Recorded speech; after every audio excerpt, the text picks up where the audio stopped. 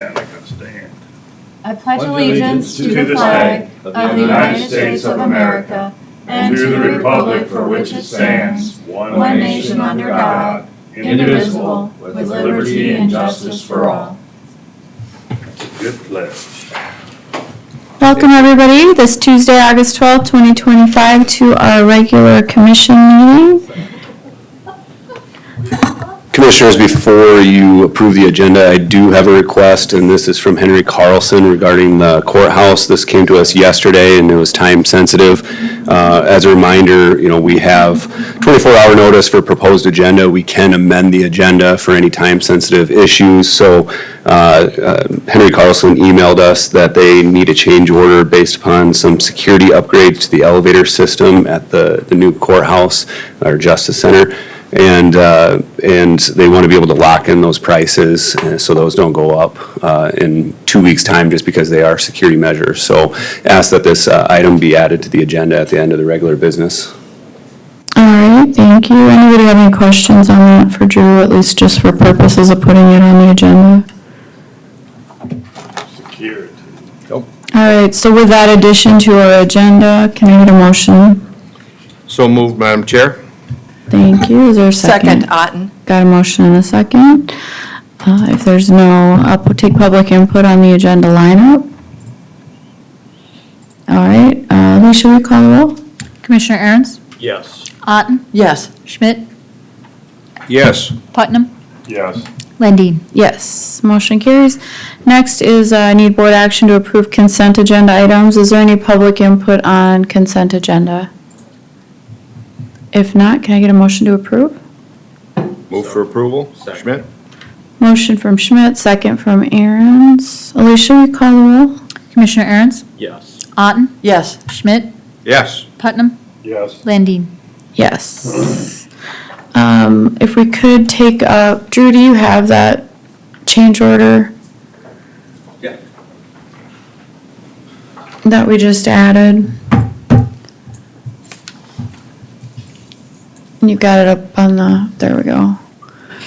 So I guess, and I'm new to this obviously as we all are, getting the elevators installed is, I think they travel all over the place, so it's really important that we keep our window that's scheduled. So we need to know if we're going to do this. Essentially, it's to allow master control to control the elevators in the event they would need to do that. So there's some added cost to those elevators to do it. And this 175 is a maximum, is what I'm being told. They don't have the exact numbers, but they're expecting that it'll come in $10,000 to $15,000 less than the 175. So this would just be to allow execution of the change order up to that amount. And it would come from our owner contingency, as I understand it. I would add too that these were recommended from Department of Homeland Security Right. changes too, so. Does anybody have any questions about it? All right. Any public input on this agenda item? All right. If not, can I get a motion to approve? So moved, Otten. Is there a second? Second. Got a motion from Otten, second from Aaron's. If there's no further discussion, Alicia, will you call the roll? Commissioner Aaron's, Yes. Otten, Yes. Schmidt, Yes. Putnam, Yes. Lendine. Yes, that motion carries. Next, we have our first reading for an ordinance of Lincoln County, South Dakota, changing the zone of the properties described as lots 1, 2, and 3, 9 Mile View Addition, Northeast Quarter, Section 4, Township 99 North, Range 49 West, from the RC Recreation Conservation District and the A1 Agricultural District to the PD Plan Development District and amending the official zoning map of Lincoln County. The Planning Commission recommends approval 401. Location is parcel 099.49.04.J001, 099.49.04.J002, and 099.49.04.J J003. And then we can move on. We've got a notice of intent for bingo at Good Earth. You'll set a date. Yep, Paul Anderson, Lincoln County Commission is administrative assistant. This is for, I don't know why that keeps happening to me. Update or and an additional dates at Good Earth Firm. They've been doing their bingo. They had their notice for their bingo throughout the summer. That was earlier this year. They're looking to extend through September. They have dates September 6th and 7/14th. And again, no action is required unless you object. All right. Any commissioners have any objections? All right, any public input on this agenda item? All right, if not, we'll move on to item 3 on our agenda. David. Good morning. Good morning, Dave Myers here from the airport. Just two parts to my meeting here. My agenda item is that one, I want to talk a little bit about the airport, and then when I'm completed, I'd just like to have one of my advisory board members come up and talk about ground lease rates and kind of what we've been working on for the last probably 2 or 3 months. So a little bit about the airport. It's about 100, and I don't know if a lot of people know this, but it's 134 acres out there. I just pulled that up last night. It's a large area of land out there that that we have for our airport, and I think it's just amazing all the things that we've done out there in the last 2 or 3 years, and as we move forward to the future here. So just want to talk about the airport a little bit, what has been done for improvements. As I've been part of the team, as the manager out there, and looking forward to just not 2026, but beyond, and what the opportunities that we have out there. I don't know if any of you know this, but it's called the Marv Ski Lincoln County Airport, and Marv Ski was a former commissioner of Lincoln County, and he was the resident of Lenox, and that's how the name came about, and he established the airport, and most people now just call it the Lincoln County Airport. Second bullet point up there talks about a little bit how many airports are in the state. I believe we are one of the busiest airports, general aviation airports in the state. As you know, there's Sioux Falls, Rapid City, the bigger airports. We are really, really busy because of a lot of things, because we just have a lot of enthusiasm for aviation. We're really close-knit to Sioux Falls, and we also have a flight school that's very busy with training students and so forth. So what does our airport provide, the Lincoln County Airport? We have some businesses out there that use their aircraft for business opportunities. Also for once in a while, not once in a while, but every so often, Sanford or Avera will land their birds there to drop off patients to take to the hospitals. And like I said, there's a lot of enthusiasm for aviation, just not in the T community, but Sioux Falls and the surrounding areas. So it's growing, it's a busy little place, and we really enjoy being out there. We have about 107 aircraft at our airport. It fluctuates a little bit off and on. We have 73 aircraft hangars, and we'll talk about the ground lease rates for that. Fuel, that fluctuates some, more right now. It's pretty demanding how many gallons of fuel. But the county into our airport fund out at Pier, we get 4 cents per gallon back to that we can use for different things. And one of the items that I used that fund for was we have a new beacon tower, and that was 2 years ago. So that money is used wisely. And the last item that I used, some of you know, Jim knows this, that we've had some issues with airport lighting. So we use some of that fuel tax to just continue with improving the runway lights and so forth. We have a flight school, Legacy Aviation, and we have 2 maintenance facilities. People bring their aircraft in.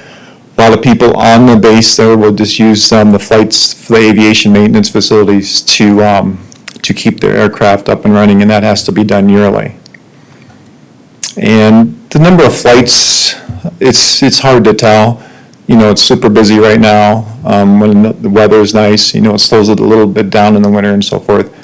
But the airport is busy. We are really busy. What improvements have we done in the last 2.5 years with the county support? And I know this was probably a big dent, but the north and south ramps were both replaced, and that's where the aircraft park. And also I think it was just really conducive to being a really good airport and ramp, is that the fuel island was right in the middle of that, and we moved that to the side. I think that's just a huge safety for us. That's not in the way. We increased our parking a little bit by moving that, and it just looks really functional that that is to the side of one of the ramps. And also you can notice other items that we've done. There was an abandoned house to the north of the airport. It was just run down. It was just it was a sore eye to everybody. So that has been removed. And also the bottom bullet point there, the south 20 acres. The county, I think it was 5 or 6 years ago, purchased that south 20 acres, and I think that's just a huge addition to our airport, that we can do so many things with that 20 acres, building hangars. We're currently, Helms Engineering is planning the taxiways and all that information for us, so that's there. We're just looking for funding to continue with that 20 acres. There's a demand for people to come to our airport, just not in the Sioux Falls area, but the surrounding areas. On average, I bet I get 1 call a week if we have space available for hangars. So there's a demand for that at our airport. Just a little bit as we move forward, what are my expectations and the airport's expectations? I guess the number one thing is to develop that south 20 acres. And I believe if our grants go through, which we'll know probably the end of October, we can start developing that south 20 acres.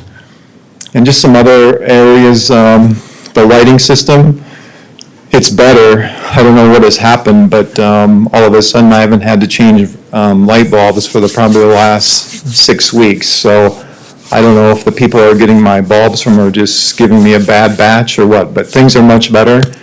And also number 5, that I want to increase the security with cameras. And we've just had people that come into the airport doing things that they're not supposed to do, and I think it would just be a benefit to the airport in case someone comes there and does some things they're not supposed to. Then also, I think it'd be advantageous for pilots to just see kind of the weather conditions of the airport, just not the people at our airport, but people that fly into our airport, and there's an app out there for that. So I think that's something that we should really pursue. Where does the money come for all these projects? 2 different items. AIP is Airport Improvement Plan. That's where you apply an application for grant money through federal FAA. And as you can see, the breakdown there from 90% federal, the state and the local. The Airport Infrastructure Grant, BIL, that's just a pot of money that's been used from fiscal year 22 to 26, and that ends in 26. So kind of the same money can be used for the same projects, but they come from 2 different pots of money. And the BILs changed their name to AIP, but it's still the same type of funding. So there's a demand for that money through the state, just not at our airport, but just the local airports around. So there's a little bit of competition that comes along with that. But I feel that with our 20 acres is something that we can, I think they can see that the progress, how the airport is progressing. I think it'd be something that I think we should have a really good shot at getting some money for this year, so. That's kind of what the Airport 101 is. I think most of you have been to the airport for a tour of the airport. Jim has been there several times. Mr. Aarons was there. Ms. Landine was there last year, so Mr. Putman was also there. So you're always welcome to come to the airport. The airport is in good condition from hangars. I know the taxiways around the hangars are not the best, but they're doable. for right now, so. All right, anybody have any questions for David? Madam Chair. Yeah, go ahead. Dave, thanks for being here, and thanks for the tour you gave me of the airport when we were out there. It was very educational, and I'm glad that we have such a great asset here in the county. Couple different questions I have. The first question I have is, how much total money does the county spend on a yearly basis for airport operations? And I'm talking like your salary, any maintenance out there, the infrastructure projects, those sorts of things. Have you got a ballpark so taxpayers know how much of their property taxpayer dollars we're spending out there every year? It depends on the project we have. 2 years ago, we started the north ramp, which is 1.2 million, and then we did the south ramp project was 1.4. But that all money is, 95% of that is covered by FAA federal money and also by state money. So we do get some of that, that's back to us. We just don't have to pay that 1.2 or 1.4. So this year there wasn't, we finished up the south ramp, so there's a little expense there. But that's all money that we'll get back through funding through the FAA and also the state.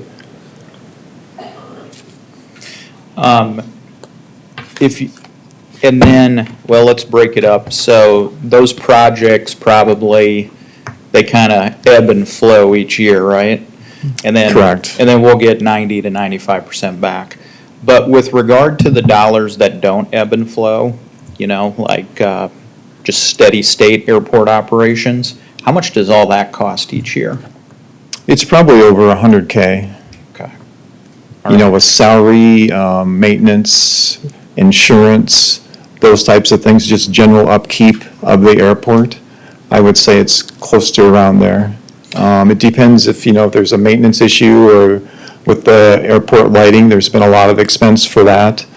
We have expense for the FBO, that's just ranges from $500 to $600 a month that we just have to take care of. And the runway lights, there's electricity there, so that all adds up.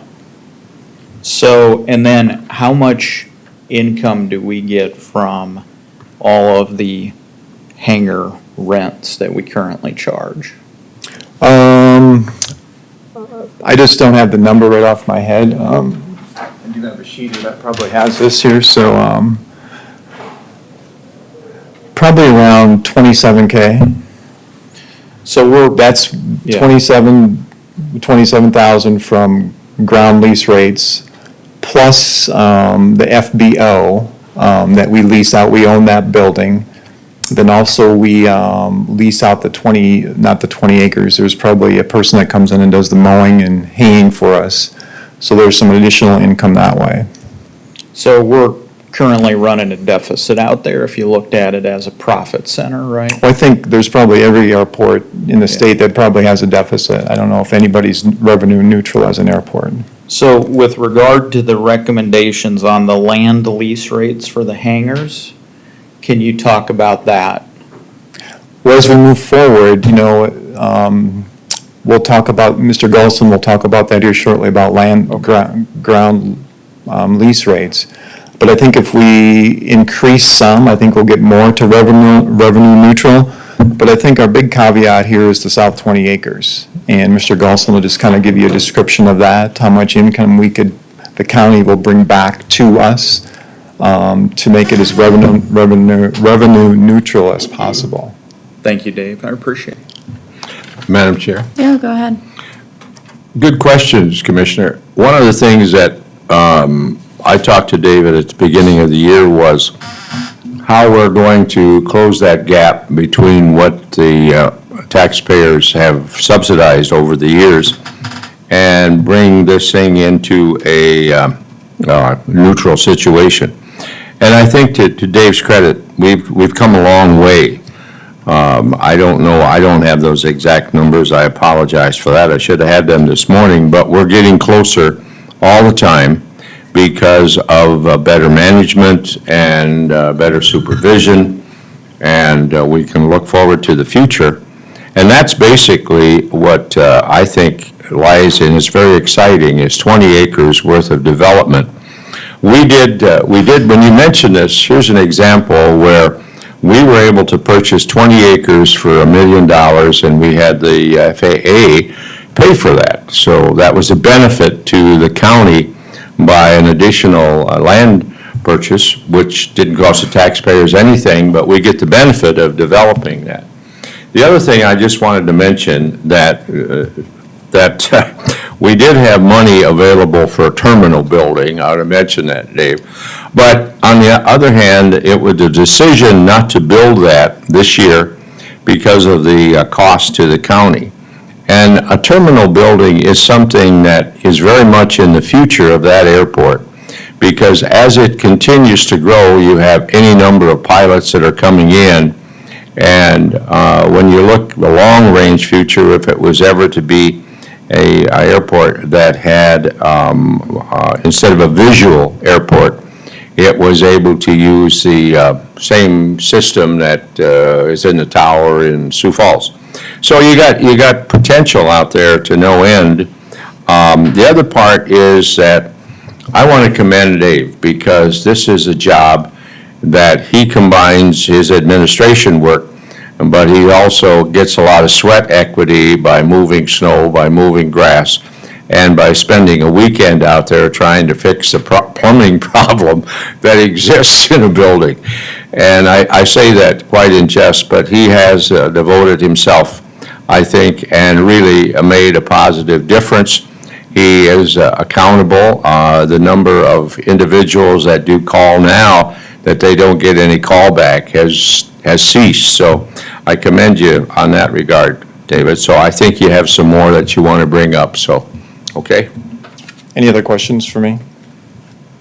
All right. Advisory Board, Mr. Gulson will talk about ground lease rates. Thank you. And we'll move forward. All right. Come on up, James. James. Good morning. I'm James Goulson. I'm a member of the Lincoln County Airport Advisory Board. I've been hanging around with the airport for 16 years. I'm also an aviator, and I run a nationwide aviation insurance brokerage. So aviation's just slightly in my blood. We took it upon ourselves to do the research and look at the lease rates around the country. Mostly focused in the Midwest, but a little bit in the South too, and I believe we've surveyed about 8 states. It's all readily available, public information, and it's ranging between 12 cents and 80 cents, and it really depends on the type of airport. So our most proximate example is Sioux Falls at 30 cents, and Sioux Falls has approaches, instrument approaches. They have a fire department on site. They have a tower. Full security, and we don't have those things, but we are the busiest GA airport that supports the Sioux Falls market in southeast South Dakota, with the most aircraft based as well. And one of the challenges in general aviation in our part of the country here, especially our market, is the lack of hangar space. They're full up in Sioux Falls. They're full in T, and people considering purchasing an airplane for their business these days, they have to really think about, where am I going to put my airplane? Where am I going to hangar it? And with the prospective development of the South 20 acres, we can solve that for a lot of people who may have been holding off on purchasing their airplane because there is no hangar space right now. So when we've gathered as an advisory board and tried to understand what's realistic for a ground lease rate that's sustainable and palatable to the community, but also gets us to that goal of more revenue neutral for taxpayer dollars supporting the airport, we came up with 35 cents a square foot. It's above Sioux Falls. It's above many of the airports in the market. As you can see, the data can speak for itself. We're currently averaged at about 17 cents, depending on the lease you look at, because there are several leases and, older leases like mine, newer leases at different rates, but we're averaged at 17 cents. If we go to 35 cents, the revenue basically doubles. And this would be done incrementally as they come due, but any new leases, hangars that change hands, we would recommend they go right to the 35-cent rate. Along with that, we have a variable length of lease that's being granted now to new purchases of hangars, and we believe that the county needs to get back to the 25-year lease. A lot of the legacy leases with the 25 years, every 5 years, there's a look back on the rate. So the county has the right to change the rate every 5 years. As a hangar owner, you have to notify the state's attorney that you want to renew your lease for that 5 years along the 25-year path. And that's the point where you could change the lease rate. And what we would recommend is with a 35-cent lease rate, every 5 years that the tenant has the ability to renew their land lease on their hangar, there would be a small incremental in the lease rate, just to kind of keep up with inflation, really, or a COLA adjustment type concept. I think this is. Was there a recommendation for an acceleration, like an amount that was discussed by the advisory board? For the incremental increase. every 5 years. Yeah. You know, I think we would look at the inflationary index that occurred over the 5 years when those leases are coming due, and I think we would continue to make a recommendation to the county. Is it 5 cents after this 5-year period? Is it 3 cents? Is it 7 cents? But something like that to keep up with the inflation and keep those lease rates going up to support the continuing needs of the airport. Thank you. So if we can get to the 35-cent rate going forward, in a few years, we'll be there. Because some of your leases, your long-term leases right now, even though those are still going to be in play for, say, the next 10 years, on that 5-year look back that those have, where the county can renew, you could go to that 35-cent rate. So within a couple of years, you could get to the 35-cent rate across the balance of the leases. And then your new leases, like I said, would come in at that, but with a 25-year lease term. If we look further forward to the south 20 acres, you can see that at a 35-cent lease rate, we can bring in another $77,000. And once that infrastructure is complete for that south 20 acres, I think it'll be interesting to see the velocity of hangars being built, but I think it's going to go quicker than everybody may imagine, just with the demand for hangar space. And so we can quickly bring in that additional $78,000, and then at some point, when we get to the stage of shovel-ready to develop those hangars, then the advisory board would probably recommend some type of development fee for those building the hangars or purchasing the hangars to go into the airport coffers to continue to support the financial needs of the airport and try to relieve taxpayer dollars in supporting the airport. So that's our recommendation, is 35 cents as the new lease rate for the Lincoln County Airport with a 25-year lease term when those do renew.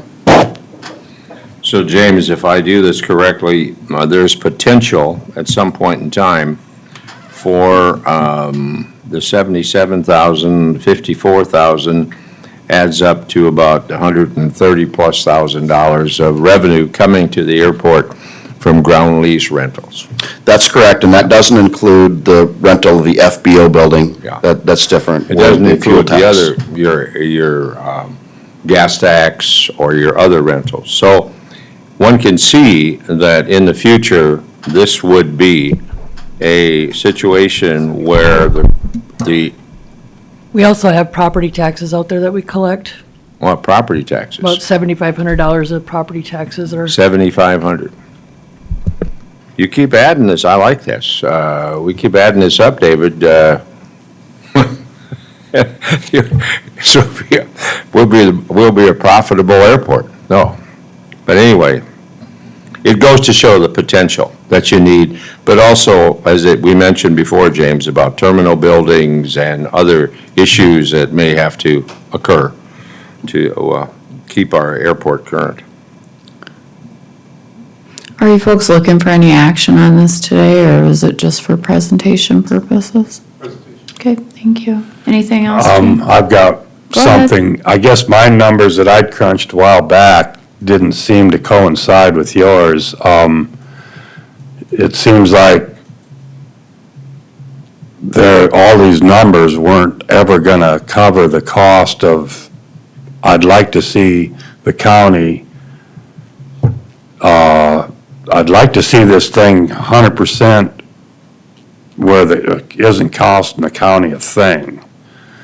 And so I would like to see better numbers and more numbers, because I guess I'm just not comfortable with this.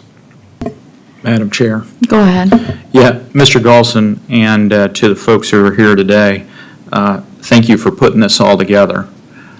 This airport, I'm excited for what it is now and what it'll do in the future. We're doing a lot of great things out there, so I really appreciate it.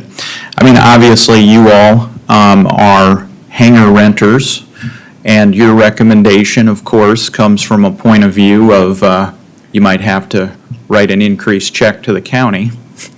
So I'm going to factor that in here to the recommendation. You know, we also did a study that said we should raise the rates more than just by 35 cents. So I'm going to take that into consideration as well. What I'm concerned about, though, is we currently fund the airport off property taxes, and then we get some revenue from these hangar rents and some grants and things like that. But it's time for users to start supporting the operations out there, not property taxpayers. And I'm just doing some quick math here, and if we would do the $300,000 airport improvement that we wanted to do this year, which I don't think is going to make it into the final budget, but it is in this year's currently proposed budget that we advertised, we're running a deficit of $412,334.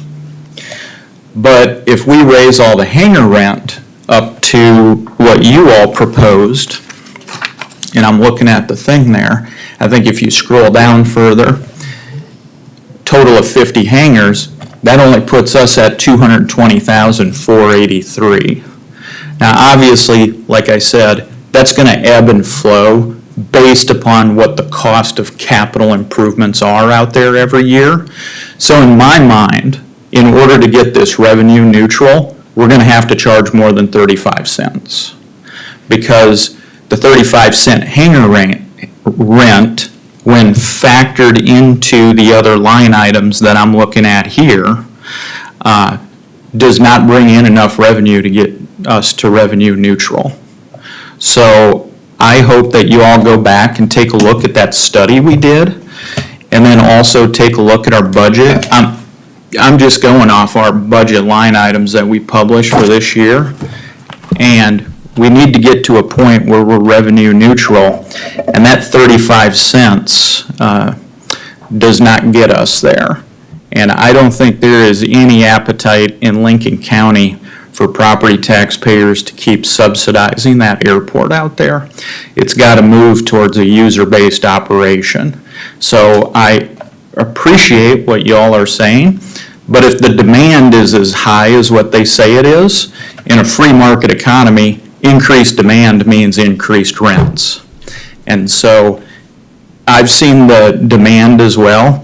It's longer than my arm. And so I think the money is there to be able to command a higher hangar rate. So that's where I'm at on this. Thank you.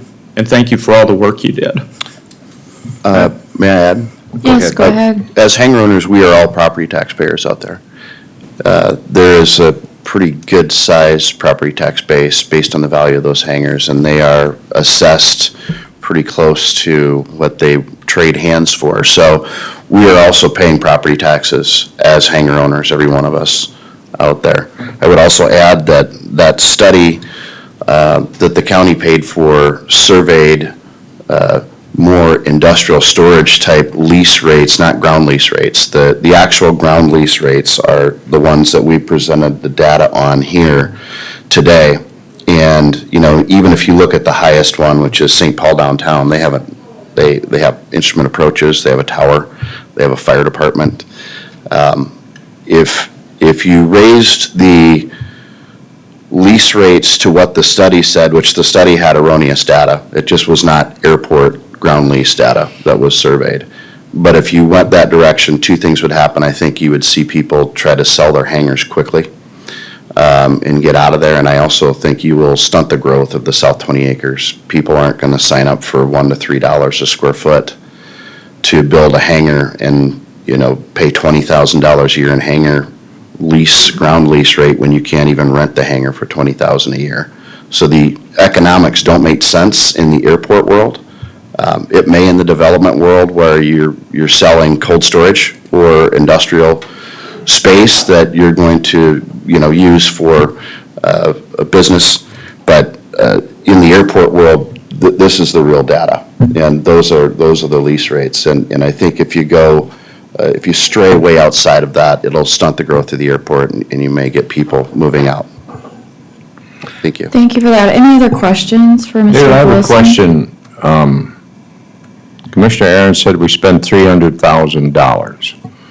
How much of that is reimbursed and how much are actually going to be spent? So I think Mr. Aaron's was talking about if we would have developed the new FBO, that would have cost us, I think, $335,000. So that's not going to be, And that is not going to be, that's not going to happen. So we We took it out. took that out. so it's that's- taken out. That was taken out, so, we don't, Published, though. correct. I don't That's- believe it was. Oh, it was that formally removed? Well, regardless, I think It's the not- point is, it's not gonna get spent, which then leaves us at a deficit of, for this year, 112. But then in future years, when there are capital improvements, the question then becomes, how much will the capital improvement be? How much will it cost the county taxpayer? And how much of a deficit will airport operations run? And we're still back, you know, I don't want to turn this into a circular argument. You're still going to have capital improvement cost, right? So somebody has to pay for those. And the question's going to be, who's going to pay for them? Is it going to be users at the airport? Is it going to be property taxpayers, or a combination thereof? That's the only point I'm making.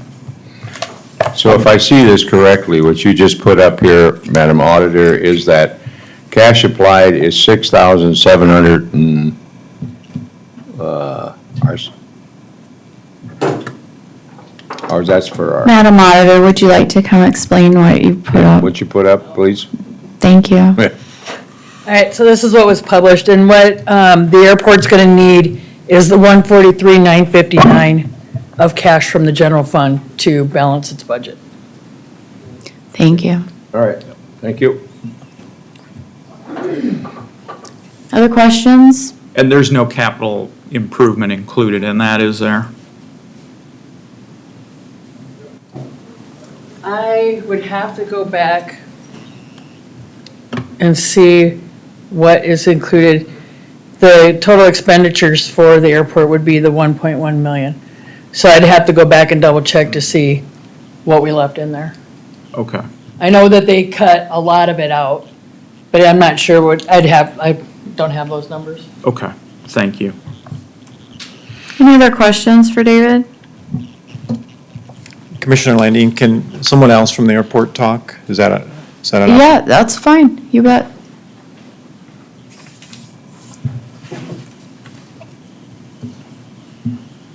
Good morning, my name is Craig Arnold. I'm a resident of Lincoln County. I also own a hangar at the Lincoln County Airport. I am a pilot. I do have my own aircraft. And I did serve on a very successful airport improvement committee in Northwest Iowa for many, many years, so I understand a little bit about airport improvement. I just learned about this meeting last night. So when I hear about, making things cost neutral, so the improvements on 18 what are those direct costs, and then what are the ancillary benefits? What does it bring to the community?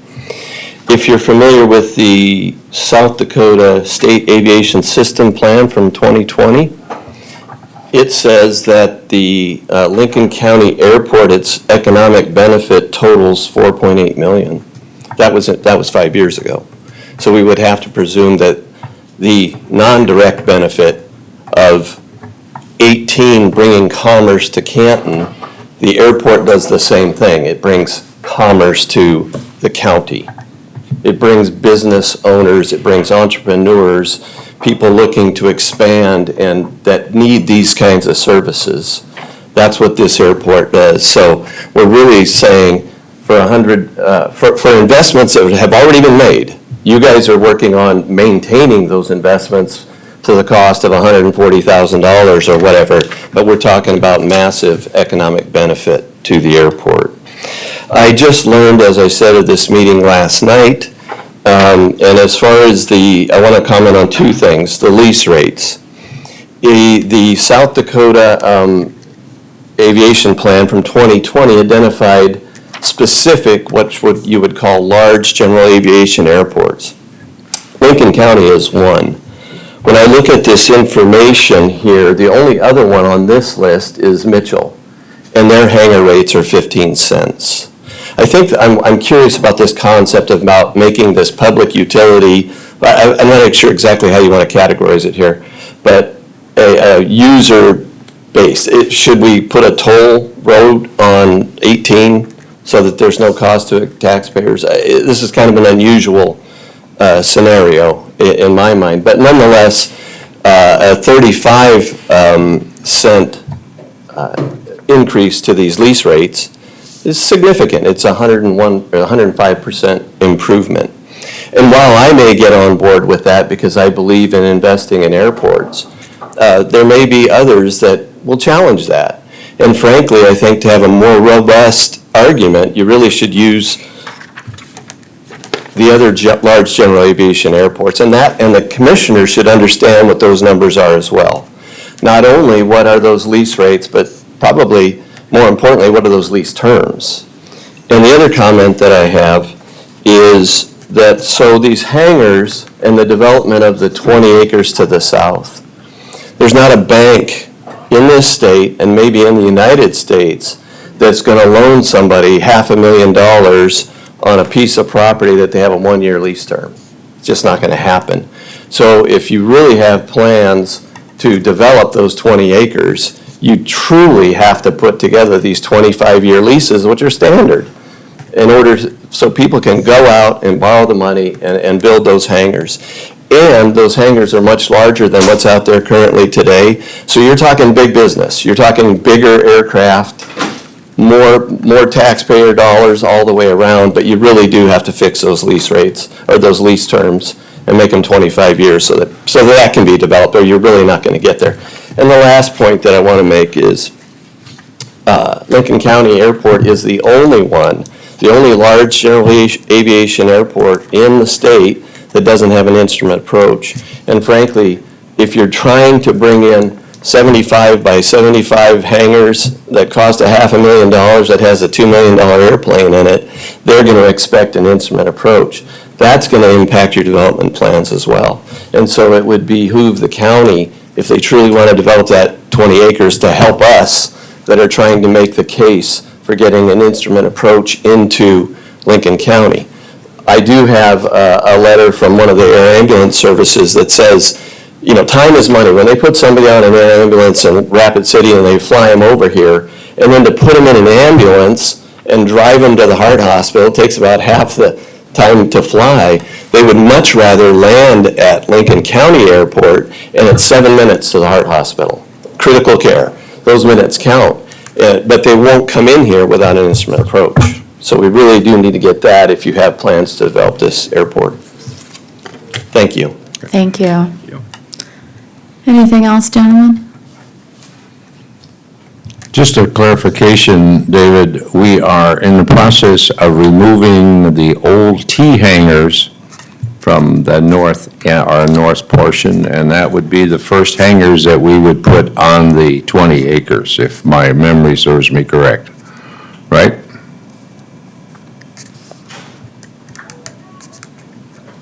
Eventually, that would happen.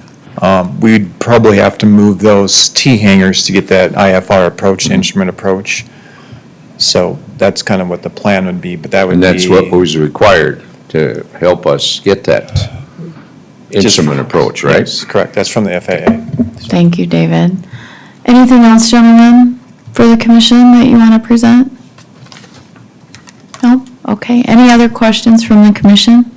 David, I think when we last talked a couple weeks ago, the Sioux Falls Airport has petitioned the FAA to, I don't know if I'm using the right terms here, but to deconflict or decongest the airspace, which is, as I understand it, a necessary precondition to setting the conditions for us to get the instrument flight approach, correct?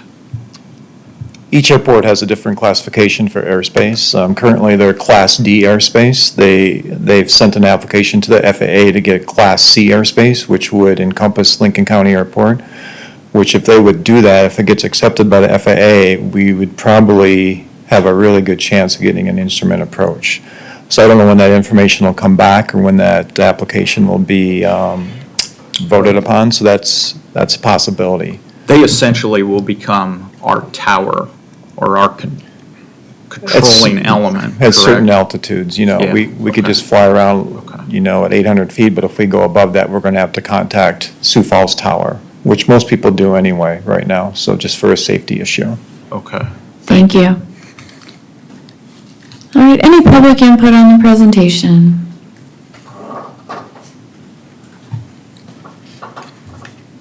Is this working? Okay. Mick Baruth, Sioux Falls, South Dakota. Every time I come to one of these commission meetings, it just amazes me how backwards everything in government operates compared to the private sector. I mean, these numbers don't add up. If this airport can't subsidize itself, why is the taxpayer doing it? I mean, I see all these buildings going up all around the Sioux Falls area for people putting up buildings to charge parents for kids for athletic training and stuff like that. What if they came to the county commission and says, well, we'd sure appreciate if you'd subsidize us? They'd get laughed out of the place. You say Sanford and Avera are using this airport? Those people have money sticking out of their ears. They spend it like water. I don't ever turn on the TV, but if I do, what's the first thing I see? Sanford and Avera spending money on advertising. They're building buildings across the whole upper Midwest. They have no conscience when it's come to spending money. How about start charging them to use the airport then? This is just ridiculous.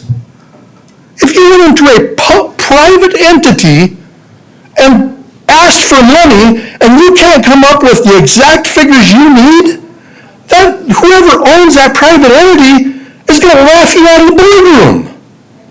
You have to answer to the shareholders. You have to make money for the shareholders. When are we going to change? Jim, you said money's coming back from the FAA, so it's not costing the county taxpayers. Where do you think that money came from? They grew it off of a tree? That came out of our pockets too. Let's change the whole agenda and make sure people understand where this money's really coming from. FAA, federal government, state, whatever, it's coming out of our pockets. That's where the money came from. And I'm sick and tired of the Chamber of Commerce crowd coming in here and asking for more money to line their pockets. Start standing up for the taxpayers. We the people, the little guys. Thank you. Thank you, sir. Scott Montgomery, Fairview, South Dakota. We just heard that there's no hangar space available anyplace. we're gonna possibly build more hangars, about 20 acres for $1 million. It didn't cost us anything. I'm not sure how that works, but that's what was said. We spent $1 million for 20 acres, but it didn't cost Lincoln County anything. I think it cost us something somewhere along the line. But if there's a demand for these hangars, why don't we up the rates? I mean, he said they'll leave, where are they gonna go? I mean, we've just been told there's no hangar space. We'll leave if you don't keep these rates low. Or go ahead and go. I mean, I don't know where you're gonna go if there's no hangar space available. So I think we need to stand our ground on this. Thank you. Any other public input on the presentation? Beth Quayle from Harrisburg. I'd like to thank Commissioner Putnam and Commissioner Aaron's for standing up for the people, the taxpayers. I understand we have to pay for roads, like somebody had mentioned, but we all use roads. I don't use the airport, I never have, and I never will. I doubt this airport. I understand it's important to some people, but I don't think it's up to the county or the taxpayers to, our money going there. And I appreciate the two that stood up for us. Thank you. Any other public input on the presentation? All right, if not, then we will move on to our next agenda item, which are the legislative changes from our 2025 legislative session. Morning, Paul. Good morning. Paul Anderson, Lincoln County Commission Administrative Assistant. Just a quick overview of some of the legislative changes. We've discussed some of them at various times. This will cover a little bit more than what we've talked about previously, so I'll just run through them here. So from the Commission Office perspective, HB 1059 and 74 and SB 74 both deal with open meetings violations for the state. 1059 clarifies the meaning of teleconference for purposes of open meetings, just to update the legal language regarding email communications and teleconferences to fall within the requirements of open meetings. SB 74, obviously, as it says there, the State Open Meetings Commission will publish a review of the open meetings laws, and they've also required that local governments attend a training on open meetings laws that will be certified and sent to the Open Meetings Commission. SB 84 extends the time frame for filling a vacancy in the Board of County Commissioners. It changes that vacancy from immediately to 35 days or after the second regular meeting. House Bill 1218 addresses the imposition of firearm restrictions on certain employees, officers, volunteers, and other individuals. And that is for courthouses that aren't subject to UJS administration. SB 216, everyone's talked about it, we've heard about it many times, limits the increase of the total assessed value of owner-occupied single-family dwellings to 3% for 5 years, limits the growth factor to 3% for 5 years. Improvements made to owner-occupied homes that are less than 40% will not be considered growth. That is also a change in this bill. One of the big things we've talked about, I know Carlos talked about, and we've talked about a bunch, was the disabled and elderly freezes. The income limits have raised for single members from $35,000 to $55,000.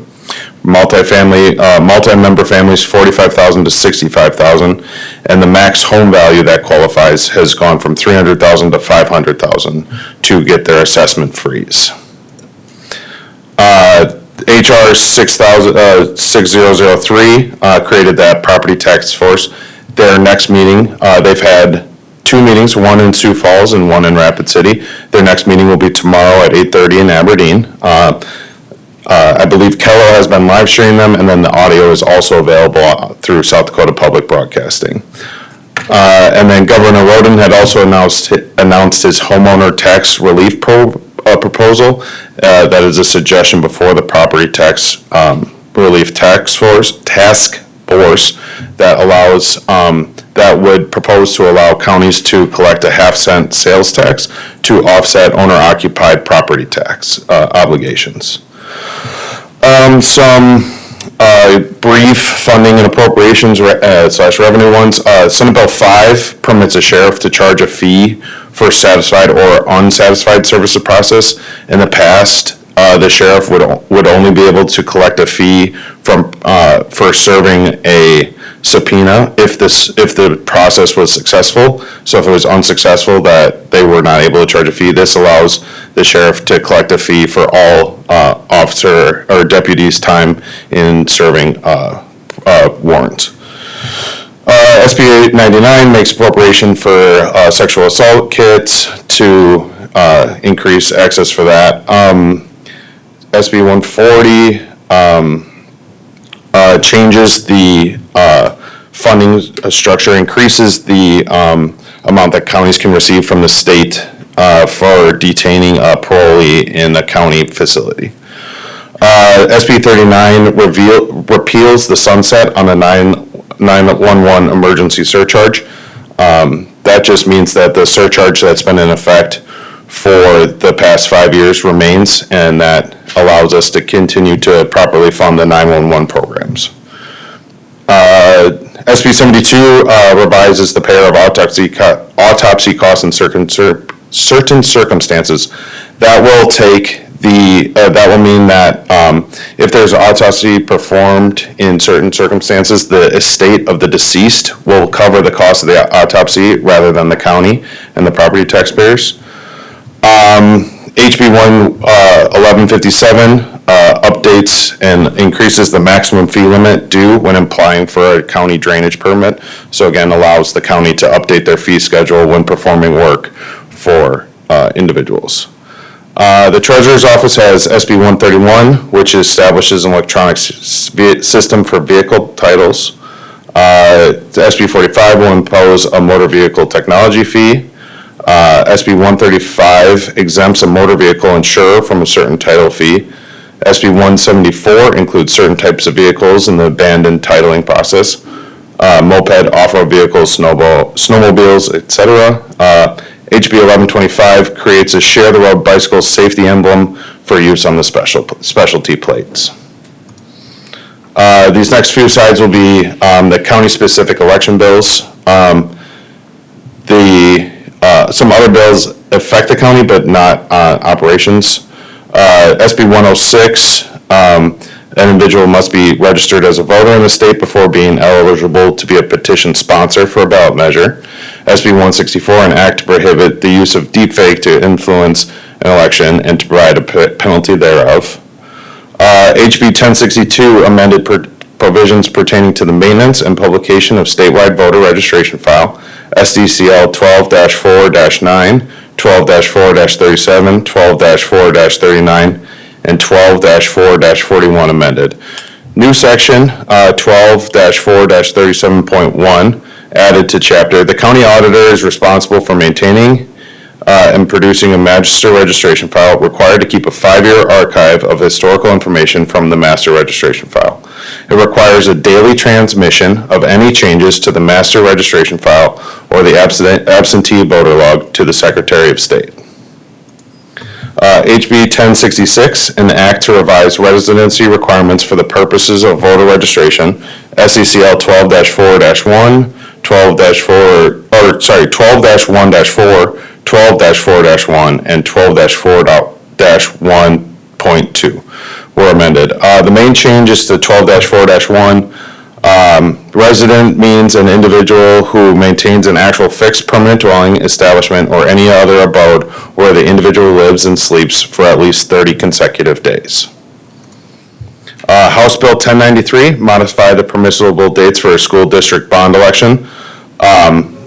This changes it from being in the springtime to being held during the regular elections, either the primary or the general elections. House Bill 1126, modified provisions pertaining to the compensation of a recount board, SECL 12-24 or 21-4 and 4.1 amended. Recount referee compensated at court-appointed council rate. Compensation of other 2 members of the recount board determined by the Board of Commissioners.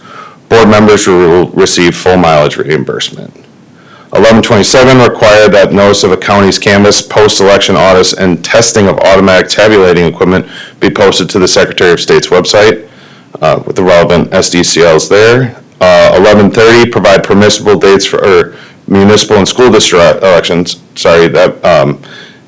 and expenses of the combined election must be shared in a manner agreed upon by the board of the school district and the boards of the county commissioners involved. House Bill 1208, act to designate an individual using the address of a mail forwarding service or post office box when applying to register to vote by absentee ballot as a federal voter. That will take effect January 1st, 2026. Senate Bill 13, an act to clarify the enactment and effective date of a measure initiated or referred within a political subdivision. It is effective the day following the completion of the canvass. An act to require SB 68, require an individual to be a citizen of the United States before being eligible to vote and to provide a penalty therefor. 73, require that an individual registering as a voter when applying for a driver's license be a resident of the state for the purposes of voting. 75, require an indication of a United States citizenship status on motor vehicle operator's license or permit and on a non-driver identification card. 89, an act to repeal the requirement that judicial officers be listed on separate, non-political ballot. 173, an act to revise the process by which a recount may be corrected with the relevant SDCLs. The petition is now filed with Secretary of State and not the county auditor. Secretary of State then notifies the county auditor or auditors. An act to amend 185, an act to amend provisions pertaining to the process by which qualifications of a registered voter are corrected or challenged. Not later than 30 days prior to election to challenge whether voter is mentally competent, deceased, or serving a sentence for felony conviction. Not later than 90 days prior to election to challenge whether someone is registered to vote in another state or the person is a resident pursuant to SDCL 12-1-4 as amended. And those are the major legislative changes from the 2025 legislative session. Thank you, Paul. Any commissioners have any questions for Paul? Madam Chair, I don't have a question, but I want to congratulate Paul because he got married on Saturday. So Thank you, sir. congratulations. All right. Thank you. Yeah, congratulations. Thanks, Paul. Congrats. All right, that was just a legislative update, so I'm not gonna take public comment on that individually, but it is our time for opportunity for public comment for items not on the agenda, so if anyone in the audience would like to come up now, would be the time to do so. Good morning, Scott Montgomery. Good morning. Is there some way I can put some documents up on that slide? We'll just hit looks like they already hit it. You just hit, when it's down, you just hit doc camera and then it'll pop up. And then the documents are right here. Okay. Oh, sorry. Okay. You good? As you can see, what Paul has presented, elections are important to the people of state of South Dakota. Look at all the laws that were just passed. And I'm part of a group that's been researching the election laws and things have been going on in South Dakota, and we found some things that we believe need to be corrected here in Lincoln County. This is a change order that ENS applied for thumb drives.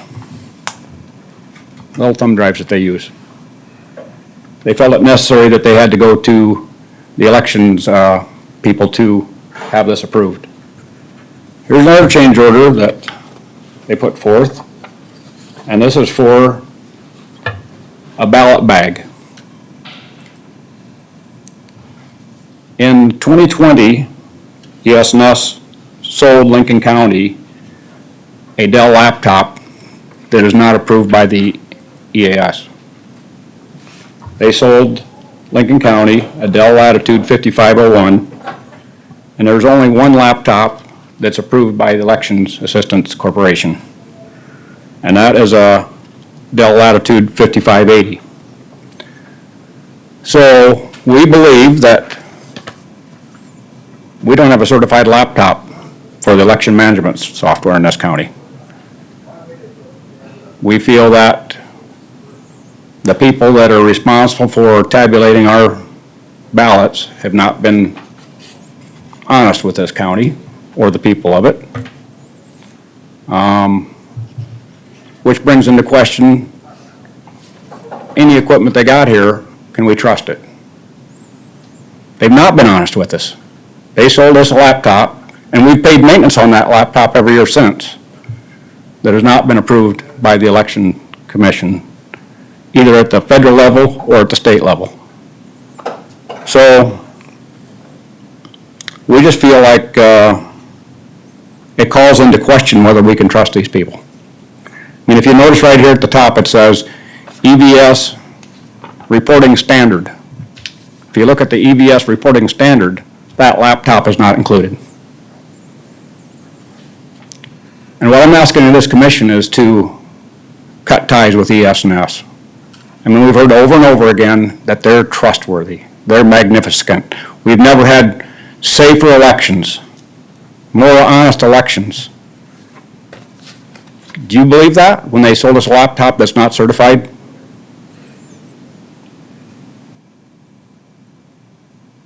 Any of you? Do you believe that? Can we trust these people? I say not, and I asked this commission to say goodbye to ES&S. The state law says that we hand count. That's what the law says. We've got regulations that come along and put the counting machines in service. But the state law says you will hand count at the precinct level. And I would suggest that we go back and do that. We sat there and quibbled over money that was being spent at the airport, to the tune of $100,000. How much have we spent with the ES&S over the last 10 years? A whole lot more than $100,000. Thank you, Mr. Montgomery. Your time's You're welcome. expired. Thank you. I appreciate your consideration of this. You bet. Thank you, Scott. Anybody else want to come up for public comment?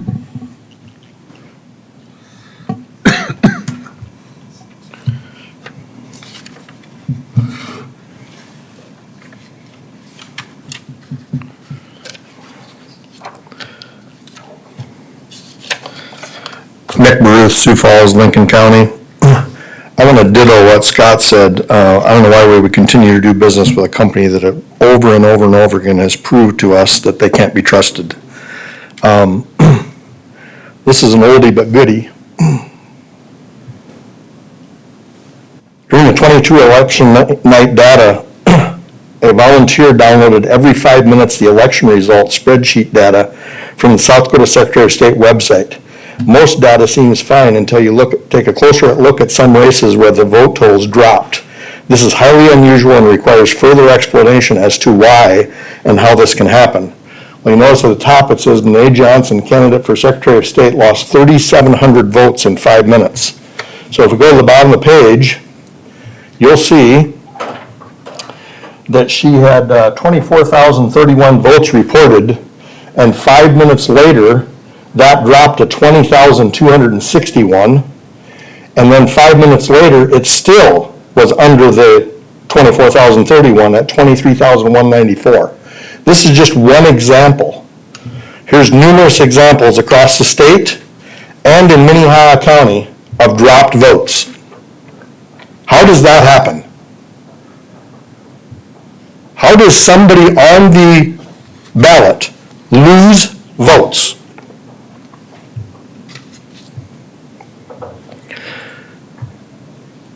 Wondering where the bids came for us to do business with ES&S in the first place.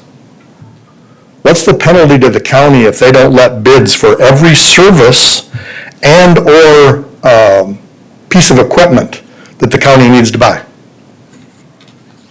We know there's a penalty for that, right? You have to put notice in the paper. Is there ever a notice to do business with ES&S?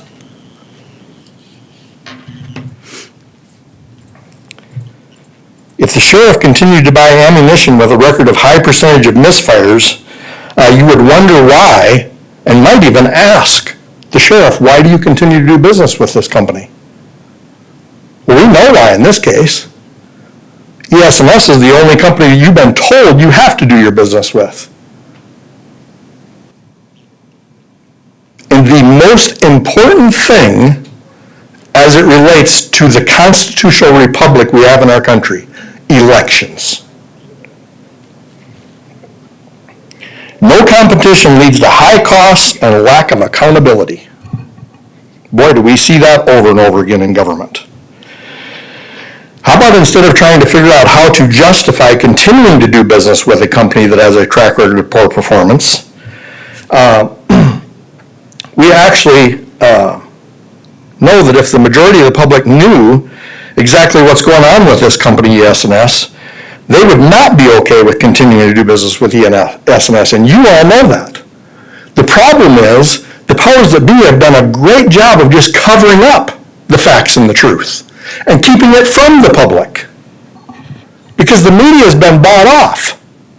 They don't do their job.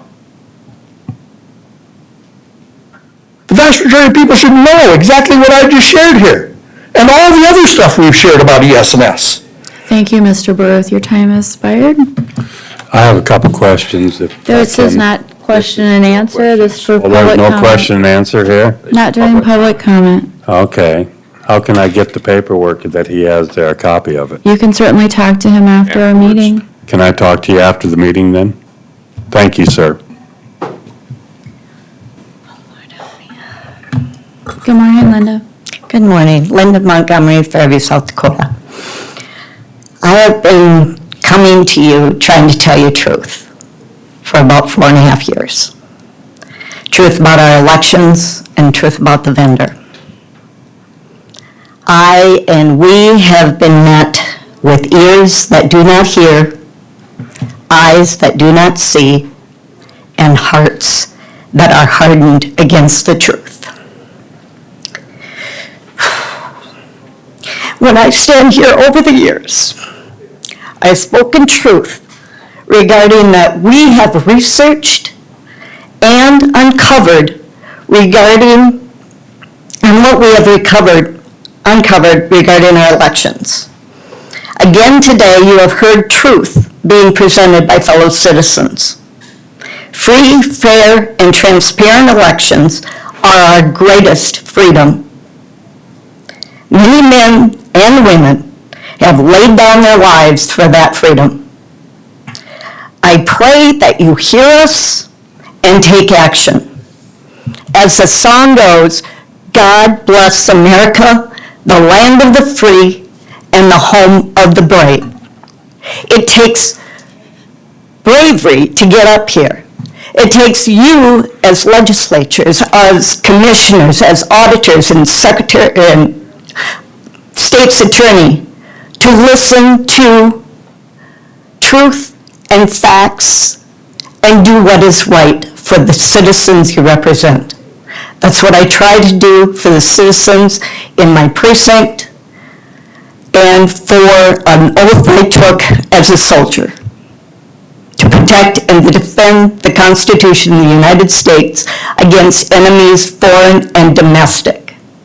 Right now, to me, the vendor that we have been using, we have been trying all this time to prove, and we have proved, and we have the facts, that they are not legit, they are fraudulent, and they, I think, is the greatest thing of all, because we use their certified equipment. I don't believe that you guys were really informed about that.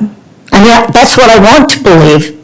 But what they did was make you complicit in our elections. The last 6 elections run on that equipment are in question. And I don't think that's acceptable. And I want you to stand up for the citizens and for this country and for our elections. Thank you. Thank you. Thank you. Any additional public comment today?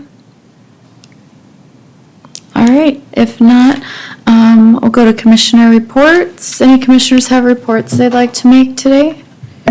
Madam Chair, Yep, go ahead. today at 2:30 is the groundbreaking for the Chabad Jewish Community Center. That community center is going up 6 blocks south of my house. Very familiar with the property and have talked to the rabbi about it numerous times over the last few years. And I want to say congratulations to them on their groundbreaking. I unfortunately won't be able to make it today because I've got to do an emergency hearing in court this afternoon. But if I could make it, what I would tell them is what I'd say now is congratulations, and it's very exciting. And they will definitely be a welcome neighbor into my neighborhood and community. Thank you. Commissioner Otten, I know you had something you wanted to report. I attended, I was very blessed, actually, to go to the annual Senior Companion Recognition Luncheon last Friday at Our Savior's Lutheran Church. I had it put up on the thing. The lunch was catered by Chef Dominique. They had a magician there, this Travis Nye, and he was absolutely fabulous, so that was really kind of fun, too.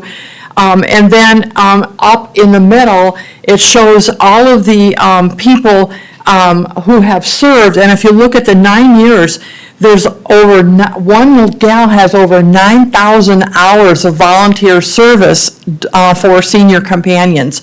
And it was amazing. And then in the bottom part, the first line says that the senior companions of Parker, Sioux Falls, and T represent 16 of the 30 volunteers who commit significant time to helping their peers. So if you're interested, have the time. They do have a Facebook page, which is Senior Companion of South Dakota. You can go there and you can help, if you can help serve other seniors.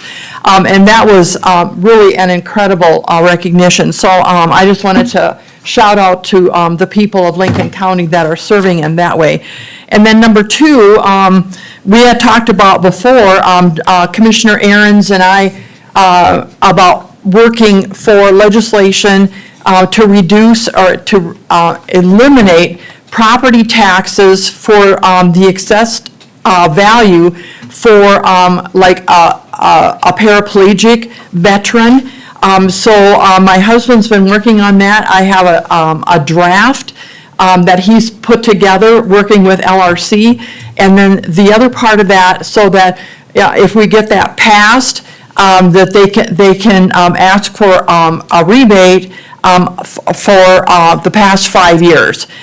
So we're really excited about that moving forward. And then as he was working with LRC, there was another, and that was actually, that was an amendment to 10440. And then while he was doing that, LRC found that there's another addition that goes with the wife in case the veteran dies. So he'll be moving that forward to remove all property taxes from those paraplegic veterans who were disabled during service. And then I wanted to let everybody know that that purchase agreement for the men's prison has been worked through in that Sioux Falls location. And the special session for that is on September 23rd. And if that happens and is approved by the legislature, then that land that we originally were going to, that they were originally going to use in Lincoln County will be part of the land purchase agreement. And then it will go back to, it will no longer be used, owned by the state, but it will be controlled by Lincoln County. So I just wanted to bring all those up so everybody is at peace knowing that it's not going to go in Lincoln County anywhere. So thank you. Thanks for that, Linda. Commissioner Schmidt, did you have a report you wanted to make? Yeah, I got some numbers here for you. I attended the Interlakes Community Action Program, of which we are not an ICAP county. We're blessed with having the one out of Rock, which is out of Wagner. But yet, ICAP is able to serve residents of Lincoln County. And they have a couple of programs that I'm going to mention. They have a housing rehabilitation program, which is a self-help one, that you can apply for improving of your home. and they will have some assistance for you. Lincoln County currently has 7 people that have made that application, and they're on a waiting list. And that is for self-help, and then for non-self-help, for having people come in and provide that, whether it's improving on your weatherization, whether it's improving your roof, whether it's improving maybe your plumbing, the HVAC, house improvements. We have 3 of those that are currently on a waiting list. Also, South Dakota Cares Housing Assistance Program is a program by the South Dakota Housing Authority in which they help various people of low to moderate income, and when we're saying we're low to moderate income, they go down to as low as 30% or 50%. So we have a wide number of those, and without getting into the actual numbers, I was just going to give you that applications by county and just give you some idea. Lincoln County currently has about 1,407 people that have applied for this particular program. If you want to know, like Brown County, for example, which is fairly large, at 736. Minnehaha County, of course, is quite large. They have 9,229 families that have applied for this. Pennington County, but if you go to our neighbor in Turner County, they have 120. So it's a program in which people find assistance with their housing or for rental purposes, and that's mainly what they're looking at, is some kind of rental assistance or adjustments. The other part, and this is the sad part, because this is Heartland House, where they deal with battered women that come because of their home life situation, and men, in fact, as well. So in May of, in this year, we had 66 families that came in. Unfortunately, we had 158 children. And then in June, we had 72 women that came to this Heartland House, and now we had 166.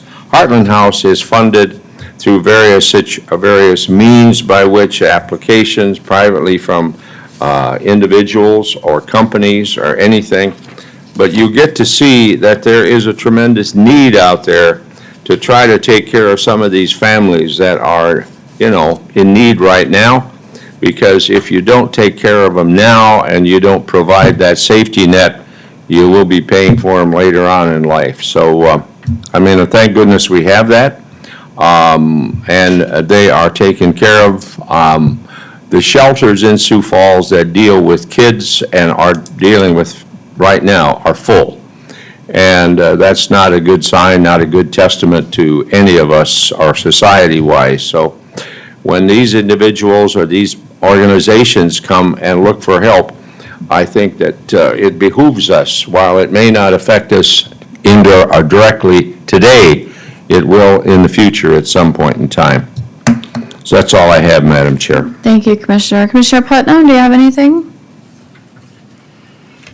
Nothing, I guess, other than I was just wanting to know a little more about what they were talking about. Sure. That's something that I can talk to them about. You can talk to them at any time you'd like, just not right now. Don't we have our picnic today? We do. We do have our picnic, but just real quick here, regarding our Justice Center, the construction's continuing, and it's continuing steadily across all areas of the project. The interior concrete slabs are now complete. The parapet and exterior framing have been finalized on both the second and third floors. The Sallyport penthouse and main roof are also complete. And the interior framing is nearing completion on the upper floors. And then on the first floor, the CMU and wall framing has begun, as well as the exterior window installation. And that will continue through the summer. And site utility works also moving forward with those sanitary and water lines are nearing completion. And then the storm sewer is going to follow that. So that's just an update on that as of the end of July.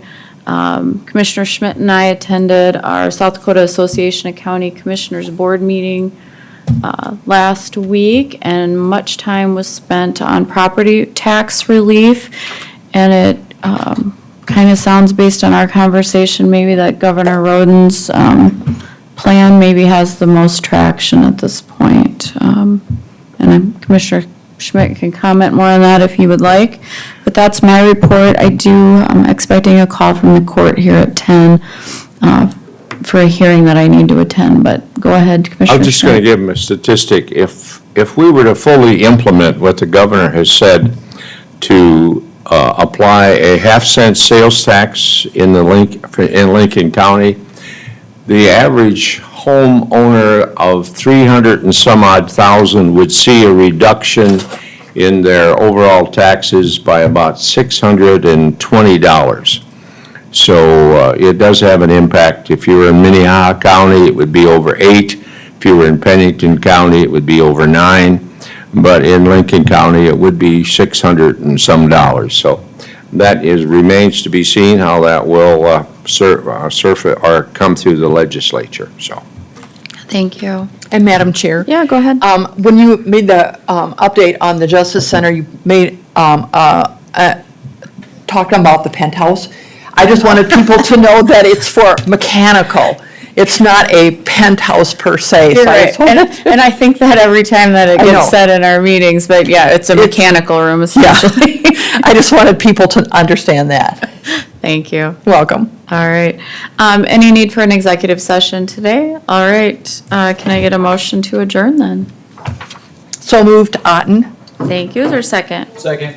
Thank you. All in favor signify by saying aye. Aye. Aye. All opposed, same sign. All right, we're adjourned. Thanks, everybody.